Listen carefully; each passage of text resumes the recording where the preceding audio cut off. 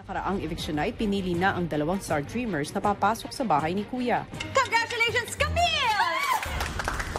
Makakalipat at makakapag-crossover ka na sa bahay ni Kuya? Maliban sa pagpasok ni Camille at pag-crossover ni Camille sa bahay ni Kuya, ang isa sa inyo ay papasok na rin sa bahay ni Kuya. Congratulations, Kim! Magpaalam ka na sa iyong mga kapwa Star Dreamers and of course, sa iyong kakampal. Ngunit kasabay nito ay ang tuluyang paglabas sa outside world ng 2 housemates.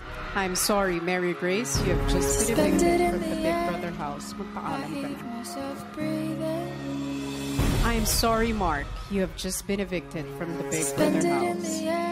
At matapos ang double eviction night, ang housemates ramdam ang pagkabigla at lungkot sa bilis ng mga pangyayari. Every time na may mahirap po na nangyayari, Kuya, lagi po akong umiiyak. Pero hindi po ako sumusuko, Kuya. Sana po yun yung nakikita po nila, kaya po nila ako sinisave, Kuya.